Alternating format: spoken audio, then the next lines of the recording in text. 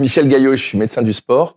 J'ai commencé dans la médecine du sport dans les années 2000 en devenant le médecin-chef de l'Olympique de Marseille.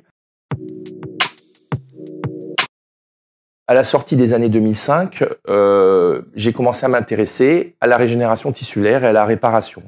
Et sur le marché, il n'y avait pas grand-chose. Il y avait un produit qu'utilisaient les Allemands avec du sérum de veau. Et puis, moi, j'avais fait partie d'un projet sur la régénération tissulaire avec des éparanes qui étaient une cible pour les facteurs de croissance qui avait gagné le premier prix de l'Académie des sciences. Donc, un projet du CNRS. Donc, on commençait à s'intéresser à ces éléments de facteurs de croissance en pensant qu'ils pouvaient réparer le sportif. Et donc, tout de suite, très vite, les années 2005-2006, je me suis intéressé à ce qui se faisait dans le domaine du PRP. Et les premiers éléments sortaient avec des premiers kits qui étaient un peu compliqués à manier. Et j'ai commencé à injecter dans ces années-là au sein d'un hôpital public dans ma région. Et ce qui m'a permis de pouvoir avoir les premiers résultats.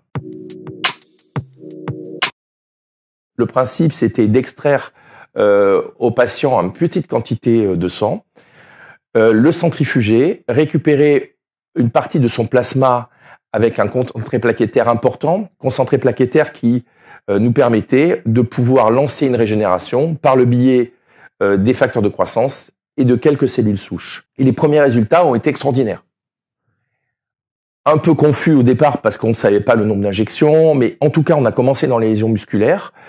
Et ce procédé extrêmement simple finalement, c'est toujours le même qui est en marche aujourd'hui. Je prends du sang au patient, une prise de sang simple, je centrifuge, je récupère la partie du plasma riche en plaquettes, PRP, plasma riche plaquettes, et je réinjecte dans la zone lésionnelle ce concentré plaquettaire, et dans le site d'injection, les plaquettes vont stimuler la fabrication de facteurs de croissance de cellules souches.